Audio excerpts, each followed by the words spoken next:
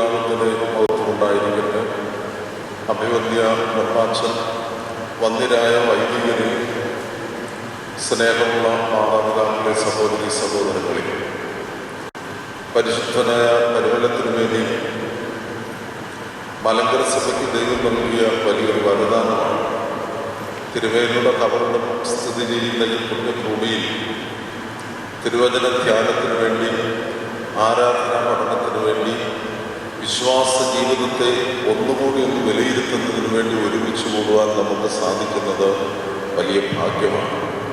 യഥാർത്ഥത്തിൽ ഈ മണ്ണിൻ്റെ പരിശുദ്ധിയും ഈ സ്ഥലത്ത് അധിവസിക്കുന്നതിൻ്റെ മഹത്വവും മലങ്കര സഭയിലെ ഓരോ വ്യക്തിയും നല്ലതുപോലെ അനുഭവിച്ചറിഞ്ഞിട്ടുള്ളതാണ്. നമ്മെ ഈ പുണ്യസ്ഥലത്തേക്ക് വിളിച്ചു വേർതിരിച്ച് ഒരുമിച്ച് കൂട്ടിയവനായ സർവശക്തനായ ദൈവത്തിൻ്റെ സന്നിധിയിൽ നമ്മെ തന്നെ സമർപ്പിക്കാം. ഇന്നത്തെ ശുശ്രൂഷ അനുഗ്രഹകരവും നമ്മുടെ ആത്മീയ അഭിവൃദ്ധിക്ക് പ്രയോജനകരവുമായി തീരുവാനും പരിശുദ്ധ തിരുമേനി നമ്മോടൊപ്പം നമുക്ക് വേണ്ടി ദൈവസന്നിധിയിൽ അപേക്ഷിക്കുന്നു.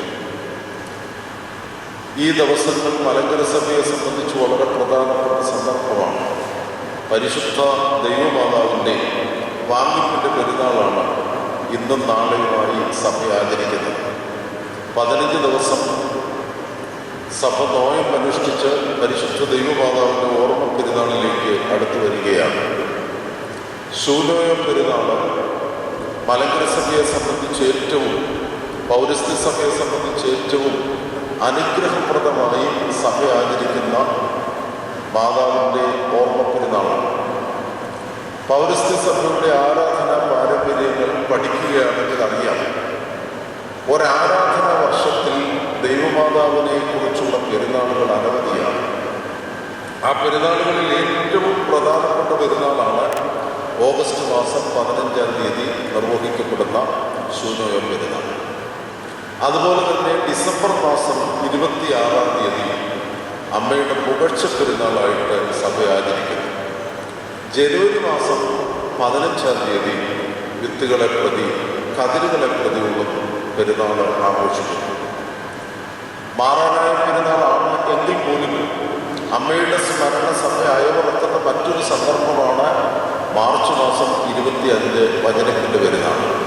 വചനപ്പിൻ്റെ പെരുന്നാൾ സഭയുടെ ആരാധനാ വർഷത്തിലെ വളരെ പ്രധാനപ്പെട്ട പെരുന്നാളാണ്. അന്നും ഏറ്റവും അധികം സഭ ഓർക്കുന്നത്, ഏറ്റവും അധികം ആദരിക്കപ്പെടുന്നത് പരിശുദ്ധ ദൈവമാതാവാണ്. അതുപോലെ തന്നെ എൽദോ പെരുന്നാളിന് മുൻപുള്ള ഒരു ഞായറാഴ്ച തന്നെ പരിശുദ്ധ ദൈവമാതാവിനോടുള്ള അറിയിപ്പിൻ്റെ, വചനിപ്പിൻ്റെ ഓർമ്മ വീണ്ടും ഓർക്കത്തക്ക രീതിയിൽ സഭ ക്രമീകരിച്ചിരിക്കുന്നു. പ്രതിദിന പ്രാർത്ഥനകളിൽ ഷഹീമോ നമസ്കാരം എന്ന് പിതാക്കന്മാർ പറയും, സാധാരണ നമസ്കാരം.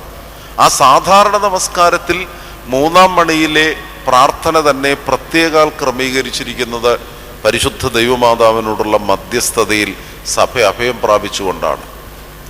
ഇത്രമാത്രം ആണ്ടടക്കമുള്ള ആരാധനാ ക്രമീകരണത്തിലും പ്രതിദിന ആരാധനാ ക്രമീകരണത്തിലും, അതുപോലെ തന്നെ പ്രതിവാര ഒരാഴ്ച മട്ടത്തിലെ ആരാധനാ ക്രമീകരണത്തിൽ ബുധനാഴ്ച പ്രാർത്ഥനകൾ വളരെയധികം കേന്ദ്രീകരിച്ചിരിക്കുന്നത് പരിശുദ്ധ ദൈവമാതാവിനോടുള്ള മധ്യസ്ഥതയിലാണ്. എന്താണ് ഇത്രമാത്രം പ്രാധാന്യം, ഇത്രമാത്രം ആദരവ് പരിശുദ്ധ സഭ ദൈവമാതാവിന് നൽകുന്നത്? പ്രത്യേകിച്ച് ശൂനോയ പെരുന്നാളിൻ്റെ ഈ ദിവസങ്ങൾ, ഇന്ന് സന്ധ്യയും നാളെ പ്രഭാതവുമായി നിർവഹിക്കപ്പെടുന്ന ദൈവമാതാവിൻ്റെ വാങ്ങിപ്പിൻ്റെ പെരുന്നാളിൻ്റെയും അർത്ഥതലം എന്താണ്? പരിശുദ്ധ സഭ ആദരപൂർവം അമ്മയെ സ്വീകരിക്കുന്ന, അമ്മയുടെ മധ്യസ്ഥതയിൽ അഭയം പ്രാപിക്കുന്നതിൻ്റെ അർത്ഥം എന്താണ്? ഇന്നത്തെ നമ്മുടെ പ്രധാന ചിന്താവിഷയം ഈ തരത്തിൽ നമുക്ക് കേന്ദ്രീകരിക്കാം. ആമുഖമായി ഞാൻ പറയാൻ ആഗ്രഹിക്കുന്നത്, മലങ്കര സഭയുടെ, പ്രത്യേകിച്ച് പൗരസ്ത്യ സഭയുടെ ശൂനോയ പെരുന്നാൾ ആഘോഷത്തിൻ്റെ അർത്ഥം എന്താണ്, അതിൻ്റെ അർത്ഥതലമെന്ന് വിശദീകരിച്ചിട്ട് അമ്മയ്ക്ക് സഭ നൽകുന്ന പ്രാധാന്യത്തിൻ്റെ വേദപുസ്തക അടിസ്ഥാനത്തിലേക്ക് പ്രവേശിക്കാം. ശൂനോയോ, ശനായോ എന്നാണ് വാക്ക്. ഒരു സ്ഥലത്ത് നിന്ന് മറ്റൊരു സ്ഥലത്തേക്ക് മാറ്റപ്പെടുന്നു.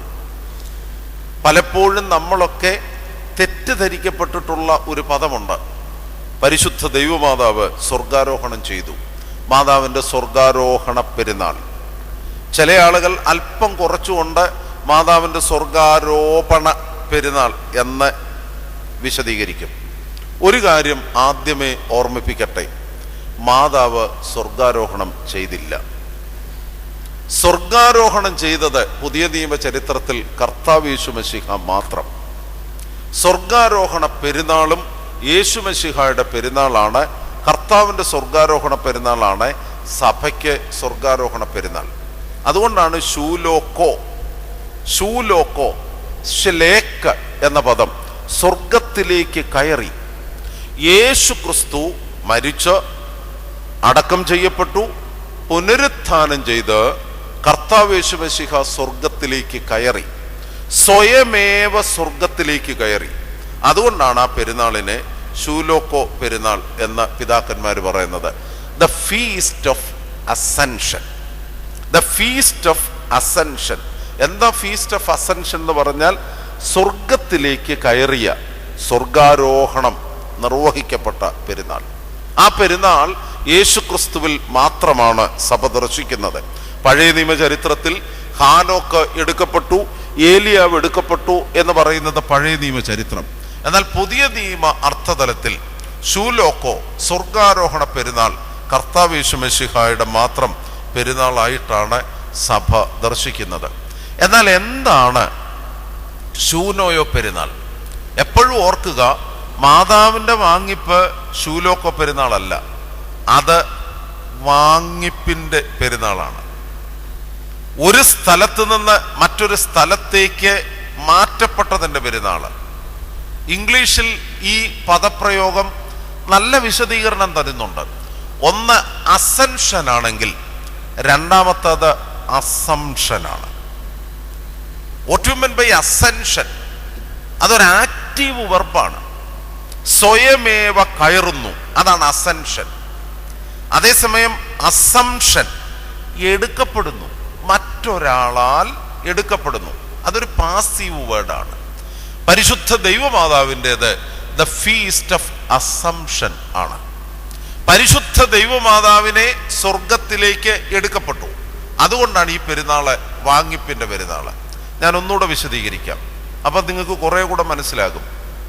പരിശുദ്ധ ദൈവമാതാവ് മരിച്ചു. പരിശുദ്ധ ദൈവമാതാവ് മരിച്ചു. എഫേസോസിലെ സഭ ഒരുമിച്ച് ചേർന്ന് പരിശുദ്ധനായ യോഹന്നാൻ അപ്പോസ്തലന്റെ പ്രധാന കാർമ്മികത്വത്തിലും ജീവനോടിരിക്കുന്നവരും വാങ്ങിപ്പോയവരുമായ അപ്പോസ്തലന്മാർ ഒരുമിച്ച് ചേർന്നും ഏറ്റവും മനോഹരമായി ആദരപൂർവം അമ്മയുടെ ശരീരം സംസ്കരിച്ചു. അവിടം വരെ ശ്രദ്ധിച്ചോണം. അമ്മ മരിച്ചു, അമ്മയുടെ ശരീരം സംസ്കരിച്ചു. ഭാരതത്തിൽ നിന്ന് തോമാശ്ലീഹായും ലോകത്തിന്റെ വിവിധ ഭാഗങ്ങളിൽ നിന്ന് അപ്പോസ്തലന്മാരും മേഘങ്ങളിൽ എടുക്കപ്പെട്ടു. അതാണ് ഇന്നത്തെ പെരുന്നാളിന്റെ സന്ധ്യാ നമസ്കാരത്തിൽ വളരെ പുരാതനമായ സഭയുടെ പാരമ്പര്യം ആളുകളെ പഠിപ്പിക്കുന്നതിന് വേണ്ടി പ്രമിയോനിലൂടെ ഭംഗിയായി സഭ പഠിപ്പിക്കുന്നത്. മാതാവ് മരിച്ചു. മാതാവിന്റെ സംസ്കാരത്തിന്റെ പ്രധാന കാർമ്മികൻ യോഹന്നാൻ അപ്പോസ്തലനാണ്. സകല അപ്പോസ്തലന്മാരും ഒരുമിച്ച് കൂടി. എന്നാൽ കർത്താവ് ആരിൽ നിന്ന് ശരീരമെടുത്തോ ആ മറിയാമിന്റെ ശരീരം ദ്രവിച്ചു പോകാതിരിക്കുന്നതിന് വേണ്ടി ഈ ശരീരത്തെ പുത്രൻ തമ്പുരാൻ സ്വർഗത്തിലേക്ക് എടുത്തു. അതാണ് ഈ പെരുന്നാള്. അതുകൊണ്ടാണ് this is the feast of assumption, not the feast of ascension. മാതാവ് സ്വയമേവ സ്വർഗത്തിലേക്ക് കയറിയിട്ടില്ല. അങ്ങനെ പൗരസ്ത്യ സഭ പഠിപ്പിക്കുന്നില്ല. മാതാവ് മരിച്ചു. യോഹന്നാൻ അപ്പോസ്തലന്റെ പ്രധാന കാർമ്മികത്വത്തിൽ എല്ലാ അപ്പോസ്തലന്മാരുടെയും സാന്നിധ്യത്തിൽ അമ്മയെ സംസ്കരിച്ചു. എന്നാൽ അമ്മയുടെ മൃതദേഹം സ്വർഗത്തിലേക്ക് എടുക്കപ്പെട്ടു. ആ മനോഹരമായ പെരുന്നാളാണ് ശൂനോയോ പെരുന്നാൾ, അമ്മയുടെ വാങ്ങിപ്പിന്റെ പെരുന്നാൾ. അനുഗ്രഹിക്കപ്പെട്ട ദൈവമക്കളെ, മലങ്കര സഭയുടെ പാരമ്പര്യത്തിൽ, പൗരസ്ത്യ സഭയുടെ പാരമ്പര്യത്തിൽ അമ്മയുടെ ഓർമ്മ അനുഷ്ഠിക്കുന്ന ഏറ്റവും പ്രധാനപ്പെട്ട പെരുന്നാളാണിത്. ആ കൂട്ടത്തിൽ ഒരു അനുബന്ധം എന്ന നിലയിൽ ഞാൻ പറയുന്നത് നിങ്ങൾ ശ്രദ്ധിക്കുക. പൗരസ്ത്യ സുറിയാനി സഭയുടെ പാരമ്പര്യത്തിൽ അമ്മയുടെ ജനന പെരുന്നാളും ആചരിക്കുന്ന പാരമ്പര്യം നമുക്കുണ്ട്. ഇന്ന് പല വ്യത്യസ്തങ്ങളായ അഭിപ്രായങ്ങൾ, ഏതോ 1-2 പള്ളികളൊക്കെ കേന്ദ്രീകരിച്ചാണ് അമ്മയുടെ ജനന പെരുന്നാൾ ആഘോഷിക്കുന്നതെന്നൊക്കെ നമ്മൾ പറയുന്നുണ്ട്. എന്നാൽ ആരാധനാ ചരിത്രം പഠിച്ചാൽ സുറിയാനിക്കാർ ഉപയോഗിക്കുന്ന പെങ്കീസ നമസ്കാരത്തിൽ നൂറ്റാണ്ടുകളുടെ പഴക്കമുണ്ട്. സെപ്റ്റംബർ മാസം 8-ാം തീയതി അമ്മയുടെ ജനന പെരുന്നാൾ ആഘോഷിക്കുന്നത്. ഞാനത് ചേർത്ത് പറഞ്ഞത് അത് മലങ്കര പാരമ്പര്യമല്ല എന്ന് പറയുന്നതിൽ അല്പ വ്യത്യാസമുണ്ട് എന്ന് ഈ പ്രസംഗം ശ്രദ്ധിക്കുന്നവർ, അല്ലെങ്കിൽ ഈ ക്ലാസ് ശ്രദ്ധിക്കുന്നവരൊന്ന് മനസ്സിലാക്കണം. പൗരസ്ത്യ സുറിയാനി പാരമ്പര്യത്തിലും പാശ്ചാത്യ സുറിയാനി പാരമ്പര്യത്തിലും നേറ്റിവിറ്റി ഓഫ് സെന്റ് മേരി, അമ്മയുടെ ജനന പെരുന്നാളും പെങ്കീസായിൽ ഉൾക്കൊള്ളിച്ചിട്ടുണ്ട്. 2 ജനന പെരുന്നാളുകളെ സഭ ആചരിക്കുന്നുള്ളൂ, കർത്താവ് യേശു മശിഹായുടേത് കൂടാതെ. യേശു ക്രിസ്തുവിന്റെ ജനന പെരുന്നാളാണ് സഭ പ്രാധാന്യത്തോടെ ആചരിക്കുന്ന ജനന പെരുന്നാളിൽ പ്രധാനപ്പെട്ടത്. എന്നാൽ അതുകൂടാതെ 2 ജനന പെരുന്നാൾ സഭ ആചരിക്കുന്നത്, ഒന്ന് ദൈവമാതാവിന്റെ ജനന പെരുന്നാളും, രണ്ടാമത്തേത് പരിശുദ്ധ യോഹന്നാൻ മബ്ദാനായുടെ ജനന പെരുന്നാളും. വീണ്ടും വിഷയത്തിലേക്ക് കടന്നു വരിക. ശൂനോയ പെരുന്നാള് സഭ പരിശുദ്ധ ദൈവമാതാവിനെ ആദരിക്കുന്ന, അമ്മയുടെ ഓർമ്മ ദിവസം ആചരിക്കുന്ന ഏറ്റവും പ്രധാനപ്പെട്ട പെരുന്നാള് അമ്മയുടെ വാങ്ങിപ്പിന്റെ പെരുന്നാള്. ആ കൂട്ടത്തിൽ ഓർത്തിരിക്കുക, അമ്മ സ്വർഗാരോഹണം ചെയ്തില്ല, മറിച്ച് മരിച്ചു. യോഹന്നാൻ അപ്പോസ്തലന്റെ പ്രധാന കാർമ്മികത്വത്തിൽ അടക്കപ്പെട്ടു. അമ്മയുടെ ശരീരം പുത്രൻ തമ്പുരാൻ സ്വർഗത്തിലേക്ക് എടുക്കപ്പെട്ടു. ഈ അർത്ഥം മനസ്സിലാക്കി ഇന്ന് സന്ധ്യയുടെ പ്രമേയനും നാളെ പ്രഭാതത്തിന്റെ പ്രമേയനും വായിക്കുകയും പുരോഹിതന്മാർ വായിക്കുന്നത് കേൾക്കുകയും ചെയ്യുമ്പോൾ പരിശുദ്ധ ദൈവമാതാവിനെ കുറിച്ചുള്ള പ്രാധാന്യം മനസ്സിലാകും. രണ്ടാമത്, ഇത്രമാത്രം പ്രാധാന്യം, എത്രമാത്രം ആണ്ടടക്കമുള്ള പെരുന്നാൾ ആഘോഷങ്ങളിൽ പല പ്രാവശ്യം അമ്മയുടെ ഓർമ്മ. ഡിസംബർ 26, ഓഗസ്റ്റ് 15, ജനുവരി 15, പല പ്രാവശ്യം. അതുപോലെ പ്രതിദിന പ്രാർത്ഥനകളിൽ 3-ാം മണിയുടെ പ്രാർത്ഥന അമ്മയ്ക്ക് വേണ്ടി മാത്രം, ആ മധ്യസ്ഥത മാത്രം ഓർത്ത് മാറ്റിവെക്കുന്നു. പ്രതിവാര പ്രാർത്ഥനയിൽ എല്ലാ ബുധനാഴ്ചയും ഏറ്റവും അധികം സഭ ശ്രദ്ധ കേന്ദ്രീകരിക്കുന്നത് പരിശുദ്ധ ദൈവമാതാവിനെ കുറിച്ച്. ഇത്ര പ്രാധാന്യം സഭ കൊടുക്കുന്നതിന്റെ കാരണം എന്താ? അതാണ് രണ്ടാമത് പറഞ്ഞു തരുവാൻ ആഗ്രഹിക്കുന്നത്. മാതൃവിശുദ്ധ സ്മൃതി സംബന്ധം നൽകുകനാഥ തൽ പ്രാർത്ഥനയാൽ പുണ്യമിവർക്കും.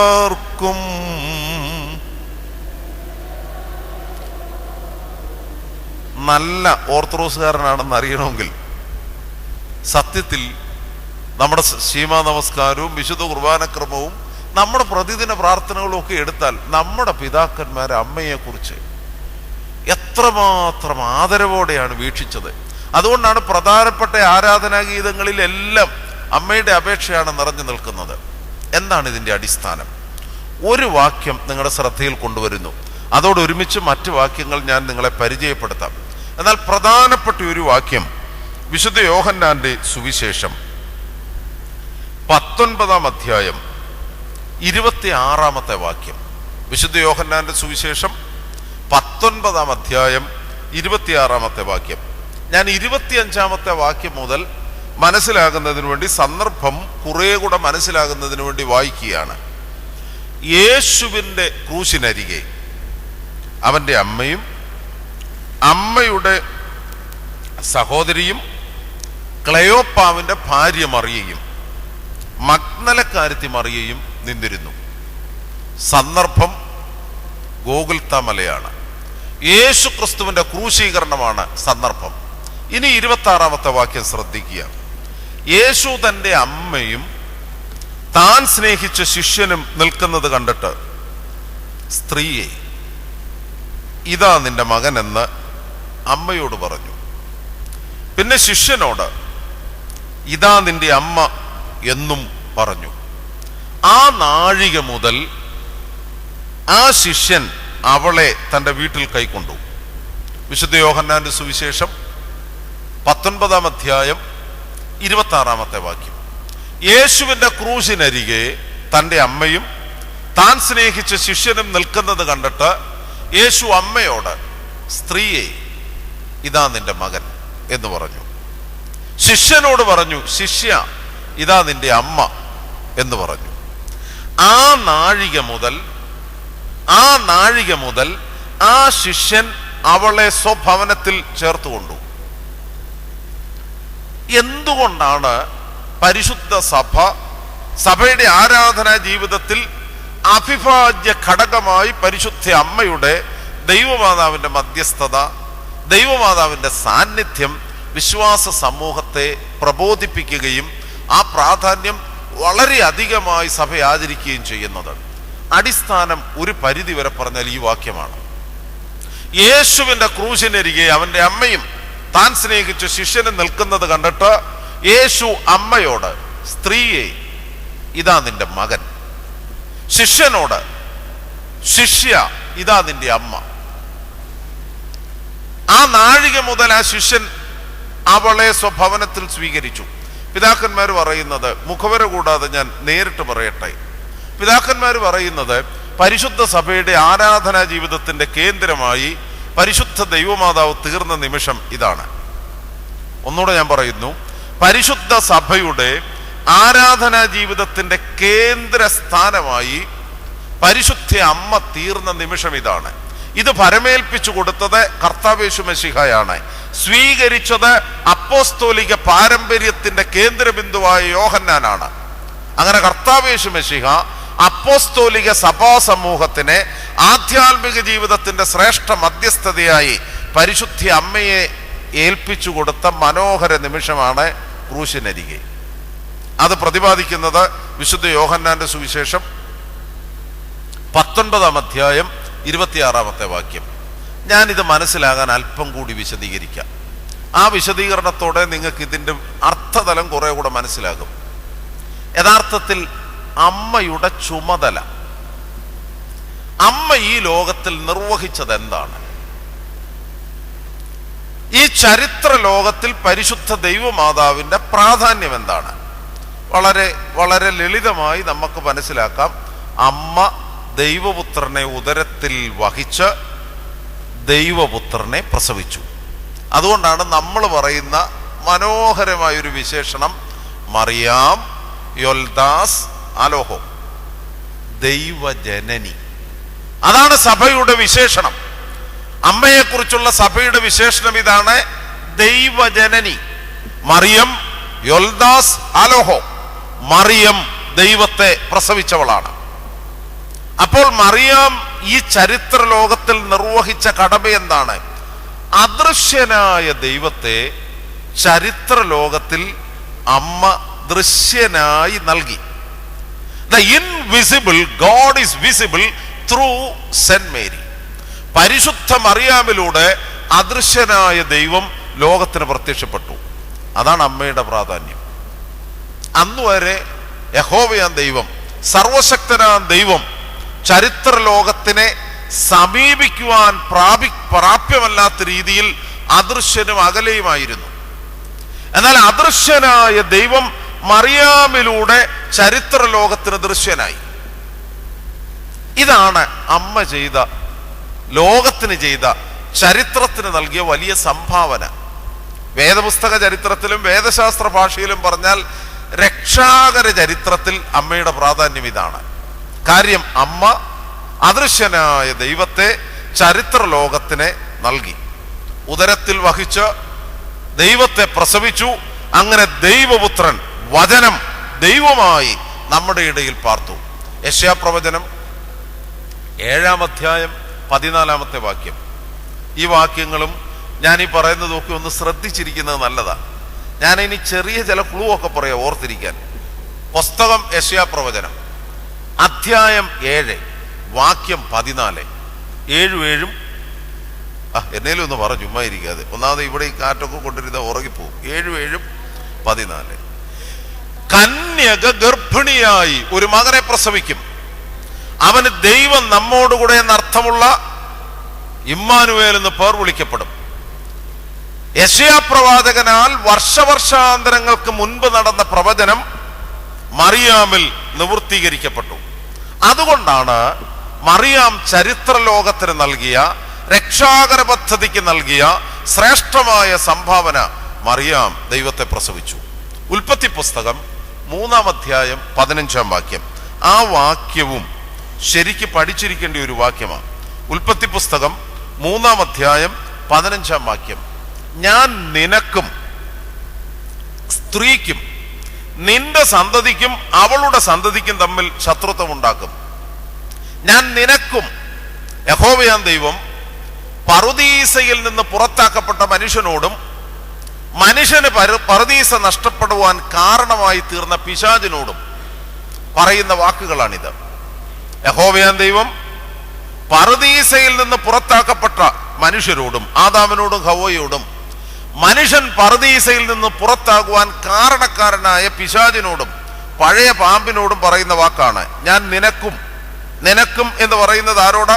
പാമ്പിനോടാ, സാത്താനോടാണ്. ഞാൻ നിനക്കും സ്ത്രീക്കും നിന്റെ സന്തതിക്കും സ്ത്രീയുടെ സന്തതിക്കും മധ്യേ ശത്രുത്വം ഉളവാക്കും. സത്യത്തിൽ പിശാചും ദൈവമാതാവും തമ്മിലുള്ള ശത്രുത്വം എന്ന് തുടങ്ങിയതാ? പറുദീസ നഷ്ടപ്പെട്ട നിമിഷം മുതൽ തുടങ്ങിയതാ. സർവശക്തനായ യഹോവ അരുളി ചെയ്തു, ഞാൻ നിനക്കും, അല്ലയോ പിശാചേ നിനക്കും സ്ത്രീക്കും നിന്റെ സന്തതിക്കും സ്ത്രീയുടെ സന്തതിക്കും മധ്യേ ശത്രുത്വം ഉണ്ടാക്കും. അടുത്ത വാക്യമാണ് ഏറ്റവും പ്രധാനപ്പെട്ടത്.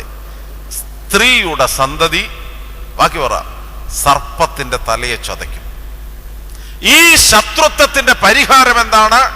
സ്ത്രീയുടെ സന്തതി സർപ്പത്തിന്റെ തലയെ ചതയ്ക്കും.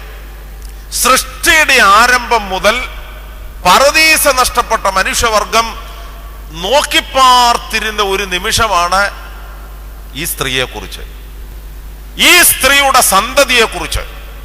അതുകൊണ്ടാണ് യേശു ക്രിസ്തു അമ്മയെ അഭിസംബോധന ചെയ്ത സന്ദർഭങ്ങൾ 4 സുവിശേഷകരും രേഖപ്പെടുത്തുമ്പോൾ അവരുപയോഗിക്കുന്ന വാക്ക് സ്ത്രീ സ്ത്രീ സ്ത്രീ എന്നാണ്.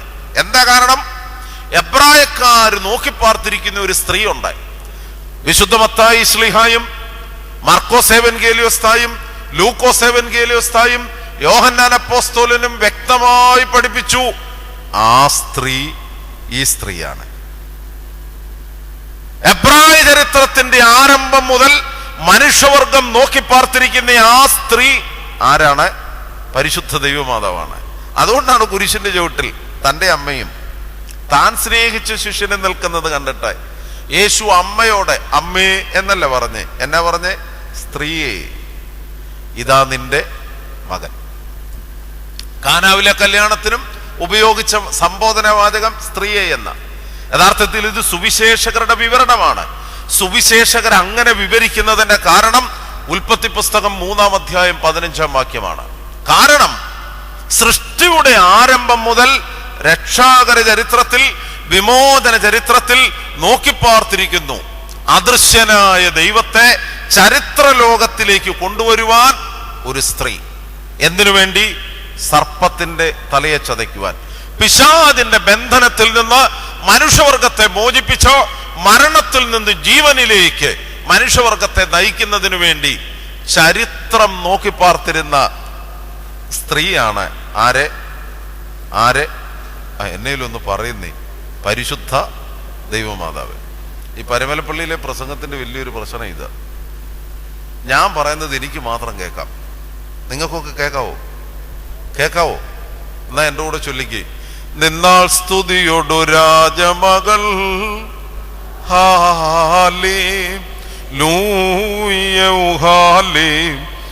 ലൂയ നിൻ വലമായി രാജഭാമിനിയും.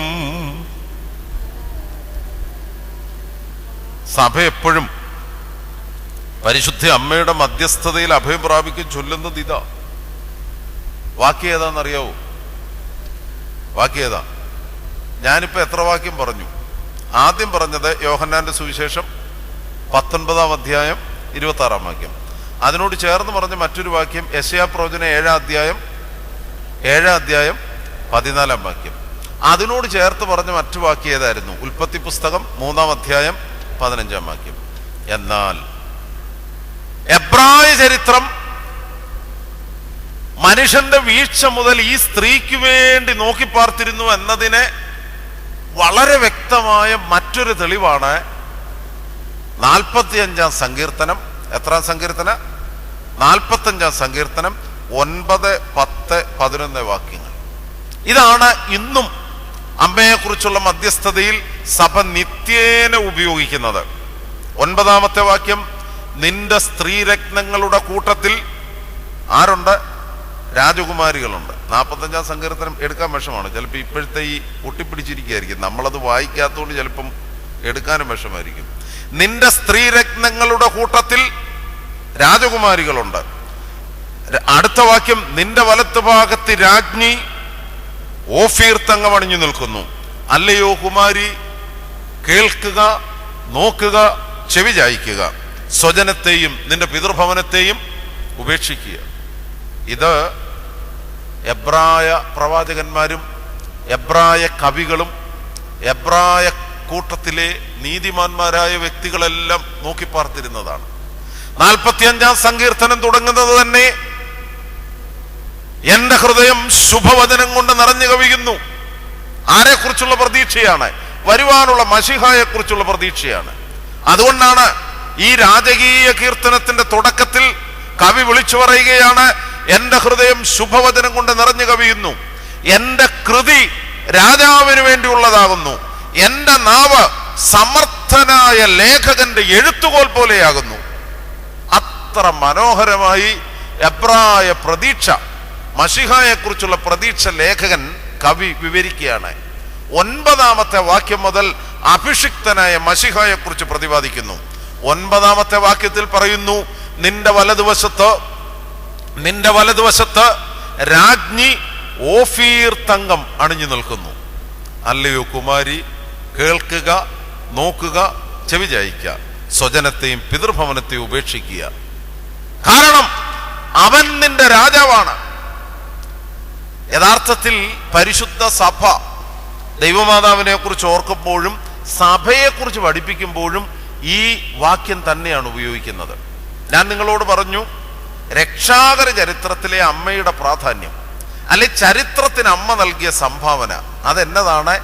അദൃശ്യനായ ദൈവത്തെ അമ്മ ചരിത്രലോകത്തിനെ ദൃശ്യമാക്കി.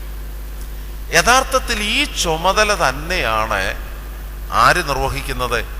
സഭയും നിർവഹിക്കുന്നത്. അതുകൊണ്ടാണ് ഈ അമ്മയും സഭയും തമ്മിലുള്ള ബന്ധം പരസ്പര പൂരകങ്ങളാണ്. വേദശാസ്ത്രജ്ഞന്മാർ പറയുന്നത് രണ്ടുപേരുടെയും കടമ ഒന്ന് തന്നെയാണ്.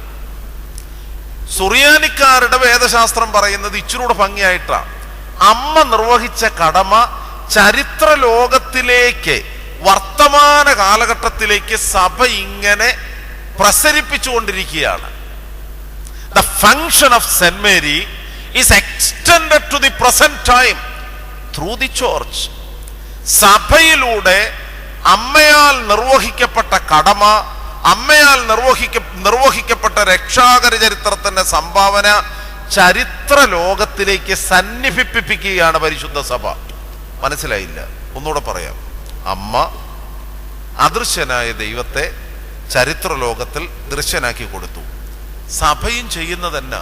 സഭ ക്രിസ്തുവിന്റെ മണവാട്ടിയാണ്. സഭ ക്രിസ്തുവിന്റെ ശരീരമാണ്. ക്രിസ്തുവിന്റെ ശരീരമായ സഭ ഈ ചരിത്ര ലോകത്തിൽ അദൃശ്യനായ ദൈവത്തെ വെളിപ്പെടുത്തുന്നു. അപ്പൊ അമ്മയുടെ ചുമതലയും സഭയുടെ ചുമതലയും ഒന്നാണ്. അതുകൊണ്ടാണ് അമ്മയെ ഓർക്കുമ്പം സഭയെക്കുറിച്ച് പഠിപ്പിക്കാനും പിതാക്കന്മാർ അതേ വാക്യം തന്നെ ഉപയോഗിക്കുന്നു. അമ്മയാൽ നിർവഹിക്കപ്പെട്ട, അമ്മയാൽ സമാരംഭിക്കപ്പെട്ട രക്ഷാകര ചരിത്രത്തിന്റെ കടമ പരിശുദ്ധ സഭ ഏറ്റെടുത്ത് ചരിത്രലോകത്തിലേക്ക് ഇന്നും വ്യക്തമാക്കുകയാണ്. അതിൻ്റെ നിമിഷമാണ് ക്രൂശിന്റെ ചുവട്ടിൽ നടന്നത്. യേശു ശിഷ്യനായ യോഹന്നാനോട് പറഞ്ഞു. എന്തു പറഞ്ഞു? ശിഷ്യ, ഇതാ നിന്റെ, പറവാക്കി, ഇതാ നിന്റെ അമ്മ. അമ്മയോട് പറഞ്ഞു, പുത്രൻ ഈ ക്രൂശിൽ നിനക്ക് നഷ്ടപ്പെടുന്നു. അതേസമയം പുത്രന്റെ സാന്നിധ്യം ഈ ചരിത്ര ലോകത്തിൽ അനുഭവിക്കുന്നത് ഈ അപ്പോസ്തലനായ യോഹന്നാനും യോഹന്നാൻ ഉൾപ്പെടുന്ന പരിശുദ്ധ സഭയാകുന്ന ക്രിസ്തുവിന്റെ മണവാട്ടിയും ശരീരവുമാകുന്ന സഭയിലൂടെയാണ്. അതുകൊണ്ടാണ് അമ്മയോട് പറഞ്ഞത്, സ്ത്രീയെ, ചരിത്രലോകത്തിൽ എൻ്റെ സാന്നിധ്യം ഇനി വെളിപ്പെടുത്തുന്നത് ദൃശ്യസഭയിലൂടെയായിരിക്കും. അതുകൊണ്ട് അമ്മയോട് യേശുക്രിസ്തു പറഞ്ഞു, സ്ത്രീയെ, ഇതാ നിന്റെ മകൻ. യോഹന്നാനോട് പറഞ്ഞു, ശിഷ്യ, ഇതാ നിന്റെ അമ്മ.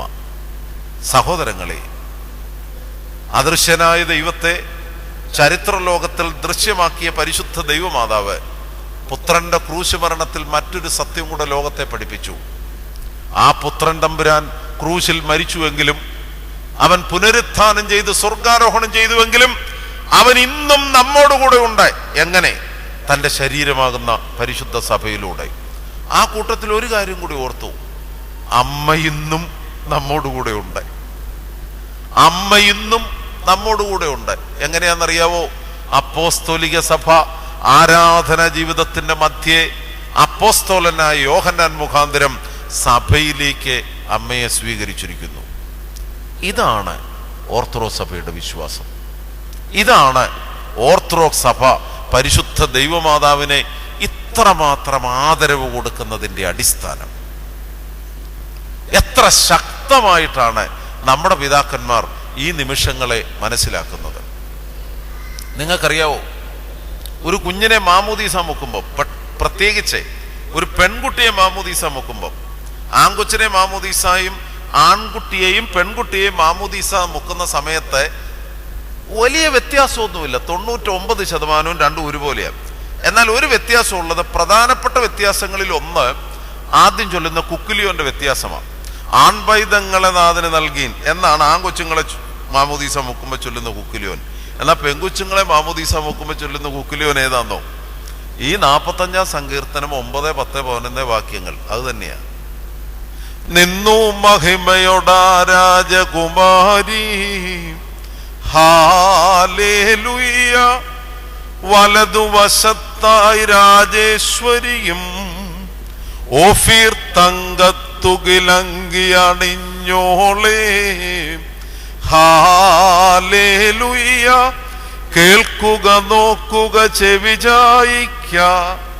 കാരണം പരിശുദ്ധ ദൈവമാതാവിൽ സമാരംഭിച്ച് പരിശുദ്ധ സഭ ഇന്നും ചരിത്രത്തിൽ നിർവഹിക്കുന്ന രക്ഷാകര പദ്ധതിയുടെ പ്രധാനപ്പെട്ട കടമയാണ് അദൃശ്യനായ ദൈവത്തെ ചരിത്രലോകത്തിൽ വ്യക്തമാക്കി കൊടുക്കുന്നു. മാതാവ് ഉദരത്തിൽ വഹിച്ച് പ്രസവിച്ചു ദൈവപുത്രനെ. അതേസമയം പരിശുദ്ധ സഭ ഉള്ളിൽ വഹിച്ച് തൻ്റെ ശരീരമാകുന്ന സഭയിലൂടെ ഇന്നും ക്രിസ്തുവിനെ ലോകത്തിന് വ്യക്തമാക്കുന്നു, ലോകത്തിന് കാണിച്ചു കൊടുക്കുന്നു. അതുകൊണ്ടാണ് പ്രതിദിന പ്രാർത്ഥനയിലും പ്രതിവാര പ്രാർത്ഥനയിലും പ്രതിവർഷ പ്രാർത്ഥനകളിലും പരിശുദ്ധ സഭ ഏറ്റവും ആദരവോടെ, ഏറ്റവും ശ്രദ്ധയോടെ പരിശുദ്ധ ദൈവമാതാവിൻ്റെ മധ്യസ്ഥത സ്വീകരിക്കുകയും ആ മധ്യസ്ഥതയിൽ അഭയം പ്രാപിക്കുകയും ചെയ്യുന്നു. മൂന്നാമതെന്ന് പറയുമ്പം 2 കാര്യങ്ങൾ ഇപ്പോൾ പറഞ്ഞു കഴിഞ്ഞില്ലേ? ഏതൊക്കെയായിരുന്നു 2 കാര്യങ്ങൾ? ഒന്നാമത്, ശൂനോയോ പെരുന്നാൾ എന്താണ്? അതാണ് അച്ഛൻ പറഞ്ഞത്. രണ്ടാമത്, പരിശുദ്ധ ദൈവമാതാവിനെ സഭ നൽകുന്ന പ്രാധാന്യത്തിന്റെ അടിസ്ഥാനം എന്താണ്? മൂന്നാമത്, ദൈവമാതാവിന്റെ മധ്യസ്ഥത. സത്യത്തിൽ ഇതിന്റെ അർത്ഥം എന്താണ്? യോഹന്നാൻ അപ്പോസ്തലനോട് യേശു പറഞ്ഞു, ശിഷ്യ, ഇതാ നിന്റെ അമ്മ. കന്യക മറിയാമിനോട് യേശു ക്രിസ്തു ക്രൂശിൽ കടന്നുകൊണ്ട് പറഞ്ഞു, സ്ത്രീയെ, ഇതാ നിന്റെ മകൻ. ആ നിമിഷം മുതൽ ആ ശിഷ്യൻ അവളെ സ്വഭവനത്തിൽ സ്വീകരിച്ചു. അപ്പൊ ഇപ്പം മറിയാം എവിടെയുണ്ട്? യോഹന്നാന്റെ ഭവനത്തിലുണ്ട്. യോഹന്നാന്റെ ഭവനത്തിൽ അമ്മയുണ്ട്. ഇത് ഈ സംഭവത്തിന്റെ അടുത്ത ദൃശ്യമാണ്. യോഹന്നാന്റെ ഭവനത്തിൽ അമ്മയുണ്ട്. യോഹന്നാന്റെ ഭവനം യഥാർത്ഥത്തിൽ പ്രതിനിധീകരിക്കുന്നത് ക്രിസ്തുവിന്റെ ശരീരമാകുന്ന, ക്രിസ്തുവിന്റെ മണവാട്ടിയാകുന്ന പരിശുദ്ധ സഭയാണ്. അത് ഞാൻ ഓർമ്മിപ്പിച്ചു. മധ്യസ്ഥത, ഇതിൽ ഈ മധ്യസ്ഥത എന്ന് പറയുമ്പോൾ അതിന്റെ അർത്ഥതലം വലുതായി തെറ്റിദ്ധരിക്കപ്പെടുന്നു. ഈ ഇന്റർസെഷൻ എന്ന വാക്ക്, മധ്യസ്ഥത എന്ന വാക്ക് അപ്പോസ്തലനായ പൗലൂസ് പ്രതിപാദിക്കുമ്പോൾ അദ്ദേഹം യേശു ക്രിസ്തുവിന്റെ ഏക മധ്യസ്ഥതയെ കുറിച്ച് പറയും. എന്താണ് പറയുന്നത്? പിതാവിനും അല്ലെങ്കിൽ സർവശക്തനായ ദൈവത്തിനും മനുഷ്യർക്കുമിടയിൽ ഏക മധ്യസ്ഥൻ. സർവശക്തനായ ദൈവത്തിനും മനുഷ്യർക്കുമിടയിൽ ഏക മധ്യസ്ഥൻ. അതാരാണ്? യേശു ക്രിസ്തു. പക്ഷെ ഈ ഓർത്തഡോക്സുകാരെല്ലാം കൂടെ ഈ ഏക മധ്യസ്ഥന്റെ കൂടെ പിന്നെ കുറേയേറെ മധ്യസ്ഥരെ അങ്ങ് ചേർക്കുക. ദൈവമാതാവുണ്ട്, പരിമല തിരുമേനിയുണ്ട്. ചിലരൊക്കെ പറയുന്നത് കേൾക്കുന്നത് ശരിയാണോ എന്ന് എനിക്കറിയത്തില്ല. പരിമല വരുന്ന ചില മനുഷ്യരൊക്കെ അറിയാതെ പറഞ്ഞു പോകുന്നുണ്ട്, യേശു ക്രിസ്തു അനുഗ്രഹിച്ചില്ലേലും കുഴപ്പമില്ല, പരിമല തിരുമേനി അനുഗ്രഹിച്ചോളും. എൻ്റെ പൊന്നുമക്കളെ, അതല്ല സഭ പഠിപ്പിക്കുന്നത്. അബദ്ധത്തിൽ ചില ഭൗതിക അഭിവൃദ്ധിയുടെ ഒക്കെ പശ്ചാത്തലത്തിൽ അറിയാതെ ചിലപ്പോൾ സംഭവിക്കുന്ന വലിയ തെറ്റാണ്. കർത്താവേശു മെശിഹായുടെ സ്ഥാനത്ത് ഒരു പരിശുദ്ധനെയും ഒരു ശുദ്ധിമതിയെയും സഭയാക്കി വെച്ചിട്ടില്ല. നമുക്കൊക്കെ വരുന്ന ഒരു തെറ്റിദ്ധാരണയാണ്. നമുക്ക് നേരെ ഇല്ലാത്തതുകൊണ്ട് പരിമല തിരുമേനിയും ദൈവമാതാവും ഒക്കെ നമുക്ക് വേണ്ടി പ്രാർത്ഥിച്ചോളും. നമുക്ക് നേരെയില്ലല്ലോ. ആ കൂട്ടത്തിൽ അബദ്ധത്തിൽ നമുക്ക് തോന്നുന്ന ഒരു ചിന്തയാണ്, തമ്പുരാന് നേരെയില്ലാത്തതുകൊണ്ട് ഇത്രയും പേരുടെ പ്രാർത്ഥന കേൾക്കണ്ടേ. അപ്പൊ ഇടയ്ക്ക് ദൈവത്തിന് നേരെ ഇല്ലാതെ വരുമ്പം നമ്മളെ ആരനുഗ്രഹിക്കും? പരിമല തിരുമേനിയും ദൈവമാതാവും ഒക്കെ അനുഗ്രഹിക്കും. ഒരു പിതാവ് മക്കളെ അനുഗ്രഹിക്കുന്ന അർത്ഥതലത്തിൽ അനുഗ്രഹിക്കും, ഒരു കുഴപ്പമില്ല. എന്നാൽ തമ്പുരാൻ നൽകുന്ന കരുണ, സർവശക്തനായ ദൈവം നൽകുന്ന പാപപരിഹാരം, ശുദ്ധീകരണം, അതൊന്നും മധ്യസ്ഥര് നമുക്ക് നൽകുന്നതല്ല. സത്യത്തിൽ നമുക്ക് പകരം എന്നൊരർത്ഥമേ സുറിയാനിക്കാരുടെ പാരമ്പര്യത്തിൽ ഈ മധ്യസ്ഥതയ്ക്കില്ല. മറിച്ച് എന്നതാന്ന് അർത്ഥം? നമുക്ക് പകരം എന്നല്ല, മറിച്ച് നമ്മോട് കൂടെ എന്നാണ്. എൻ്റെ കൂടെ ആ വാക്കൊന്ന് പറഞ്ഞ്, നമുക്ക് പകരം എന്നല്ല, മറിച്ച് എന്നാ അർത്ഥം? നമ്മോടെ കൂടെ. ഒന്നുകൂടെ പറഞ്ഞ്, നമ്മോടെ കൂടെ. ആ നിമിഷം മുതൽ ആ ശിഷ്യൻ അവളെ സ്വഭവനത്തിൽ സ്വീകരിച്ചു. അപ്പൊ അമ്മ ഇപ്പൊ ആരുടെ കൂടെ ഉണ്ട്? യോഹന്നാന്റെ കൂടെ ഉണ്ട്. യേശുവിന് പകരമാണോ അമ്മ? അല്ല, മറിച്ച് യേശു ഭരമേൽപ്പിച്ചതനുസരിച്ച് യോഹന്നാനോടൊപ്പം, യോഹന്നാന്റെ കൂടെ അമ്മയുണ്ട്. യോഹന്നാൻ പ്രാർത്ഥിക്കുമ്പം ആരും കൂടെ പ്രാർത്ഥിക്കും? അമ്മയും കൂടെ പ്രാർത്ഥിക്കും. പത്രോസും യോഹന്നാനും യാക്കോബും 12 അപ്പോസ്തലന്മാരും കർത്താവിനെ അനുധാവനം ചെയ്ത വിശുദ്ധന്മാരായ മനുഷ്യരും ഒരുമിച്ച് ദൈവസന്നിധിയിൽ മുട്ടുകുത്തിയപ്പം അവരുടെ കൂടെ മുട്ടുകുത്തുവാൻ ആരും ഉണ്ടായിരുന്നു? അമ്മയുണ്ടായിരുന്നു. അതാണ് മലങ്കര സഭ, ഓർത്തഡോക്സ് സഭയുടെ പാരമ്പര്യം. അതുകൊണ്ടാണ് സുറിയാനിക്കാർ ഉപയോഗിക്കുന്ന ഒരു വാക്ക് എന്നാന്നോ? അം എന്നൊരു സുറിയാനി വാക്ക.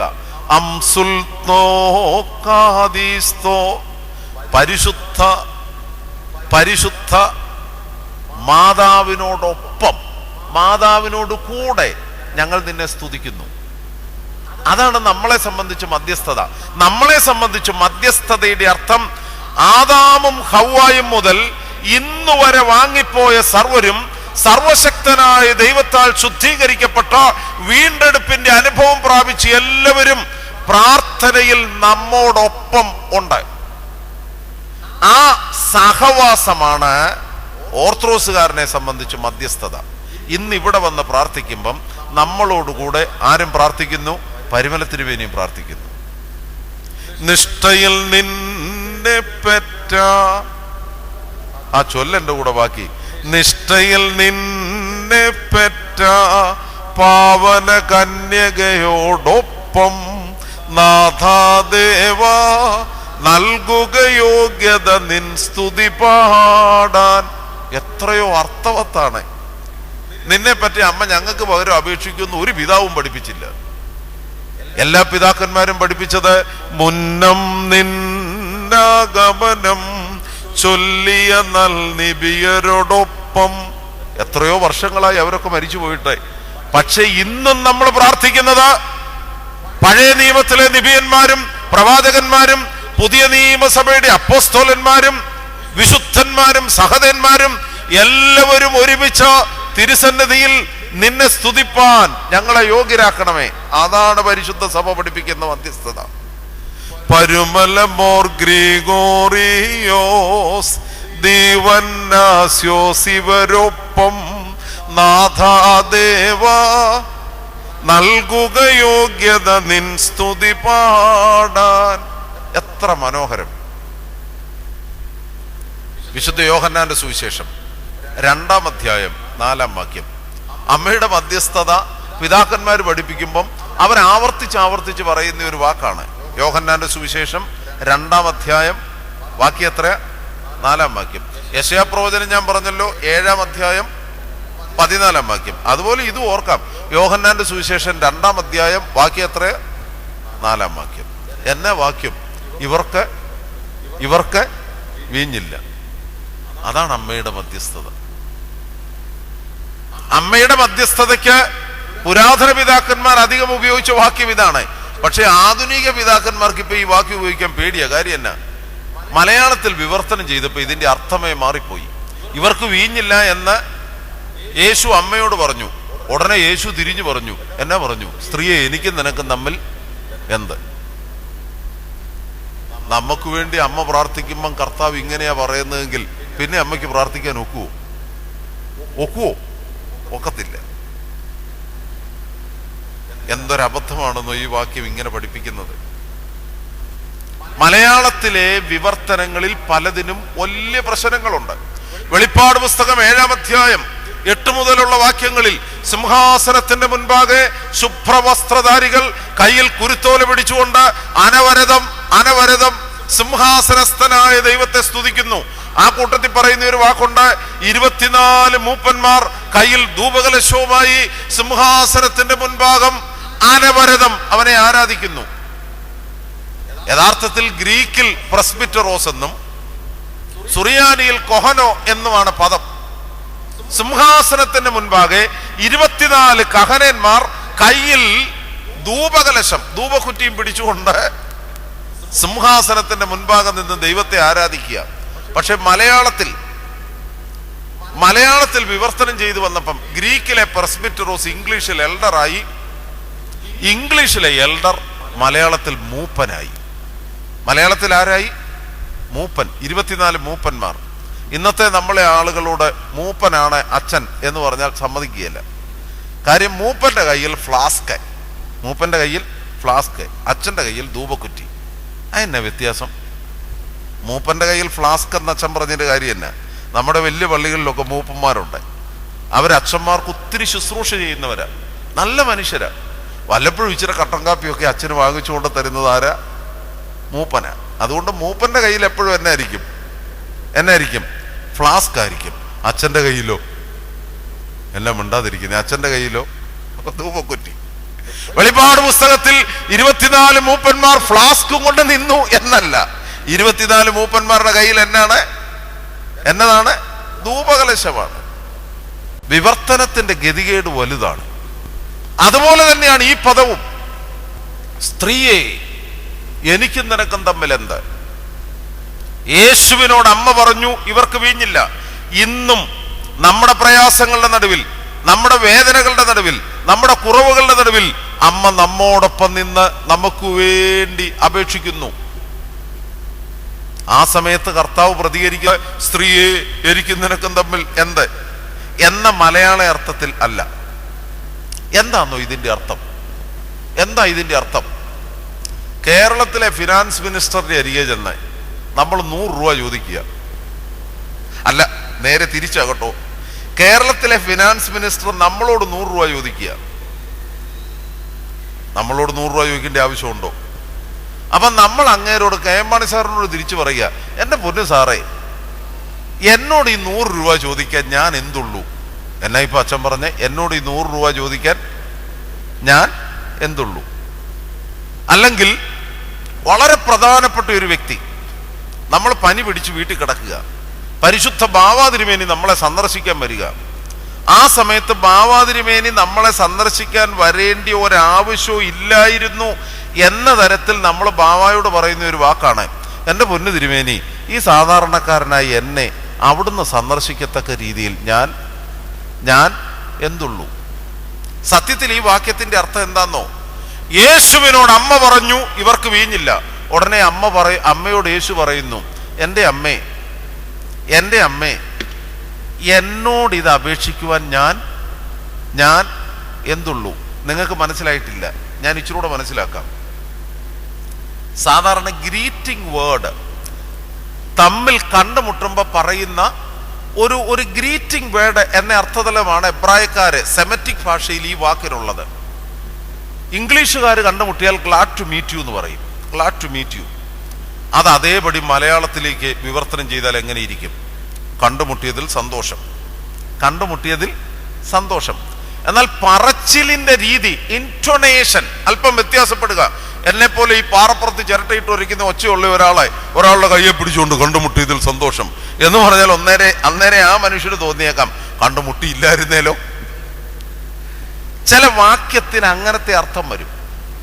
എബ്രായക്കാരെ ശ്രേഷ്ഠനായ ഒരു മനുഷ്യനെ കണ്ടുമുട്ടുമ്പോൾ വിനയത്തോടെ പറയുന്ന വാക്കാണ് മോലിലോക്ക്. What's to me and to you.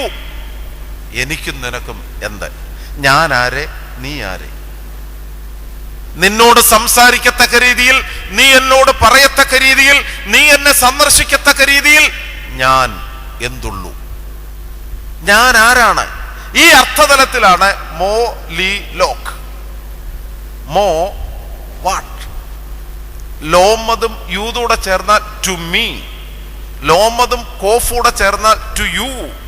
What's to me and to you. വേദപുസ്തകത്തിൽ ഇതിന് ഉദാഹരണങ്ങൾ പലതുണ്ട്, പല ഉദാഹരണങ്ങളുണ്ട്. വേദപുസ്തകമുള്ളവരെടുത്ത് രാജാക്കന്മാരുടെ 1-ാം പുസ്തകം 17-ാം അധ്യായം 18-ാമത്തെ വാക്യം. രാജാക്കന്മാരുടെ 1-ാം പുസ്തകം 17-ാം അധ്യായം 18-ാമത്തെ വാക്യം. വിധവ സ്ത്രീയുടെ മകൻ മരിച്ചു. ആ വിധവ സ്ത്രീയുടെ പിന്നെ മരിക്കാൻ വേറെ ആരും ഇല്ലല്ലോ. വിധവ സ്ത്രീയുടെ ഭർത്താവ് ഉണ്ടല്ലോ. തല കുലുക്കുക ഉണ്ടെന്നും പറഞ്ഞേ. വിധവ സ്ത്രീയുടെ ഭർത്താവ് എന്നേ മരിച്ചു, അതുകൊണ്ടല്ലേ വിധവ സ്ത്രീ ആയത്. അതേസമയം ആകപ്പാടെ ഉണ്ടായിരുന്നത് ഒരു മകനാണ്. രാജാക്കന്മാരുടെ 1-ാം പുസ്തകം 17-ാം അധ്യായത്തിൽ സറപ്തയിലെ വിധവയെ കുറിച്ചും അതേപോലെ തന്നെ ശൂലേംകാരത്തി എന്നും പറയുന്നുണ്ട്. ഏലിയ പ്രവാചകൻ എബ്രായ ചരിത്രത്തിലെ ശ്രേഷ്ഠനായ, ആധ്യാത്മികതയുടെ ശ്രേഷ്ഠമായ വ്യക്തിത്വമാണ് ഏലിയ പ്രവാചകൻ. ആ കൂട്ടത്തിൽ ഓർത്തോണം, വല്ലാത്തൊരു അരിശക്കാരനുമാണ്, ക്ഷിപ്രകോപിയുമാണ്. മൊട്ടത്തലയ എന്ന് വിളിച്ചവരെ ശക്തമായി ശപിച്ചവനാണ് ഏലിയ പ്രവാചകൻ. ആ പ്രവാചകൻ ഈ വിധവ സ്ത്രീയുടെ ഭവനത്തിലേക്ക് ചെല്ലുന്നു. മുൻപ് അവളുടെ ഭവനത്തിൽ ക്ഷാമമുണ്ടായപ്പോൾ അവരുടെ ക്ഷാമം പ്രവാചകൻ പരിഹരിച്ചു കൊടുത്തതാണ്. ഇന്ന് ഈ വിധവ സ്ത്രീയുടെ ഏക മകൻ മരിച്ചുപോയി. ആ ദുഃഖം മനസ്സിലാക്കി വിധവ സ്ത്രീയുടെ വീട്ടിലേക്ക് ഏലിയ പ്രവാചകൻ ചെല്ലുന്നു. 18-ാമത്തെ വാക്യം ഒന്ന് വായിച്ചേ. അപ്പോൾ ഏലിയാവിനോട് അവൾ, ആരാണ്? വിധവ സ്ത്രീ പറയുകയാണ്, അല്ലയോ ദൈവപുരുഷനെ, എനിക്കും നിനക്കും തമ്മിൽ എന്ത്? അല്ലയോ ദൈവപുരുഷനെ, എനിക്കും നിനക്കും തമ്മിൽ എന്ത്? എന്നാ ഇതിന്റെ അർത്ഥം?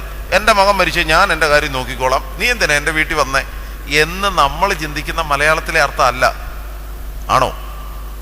ആണോ? അല്ല.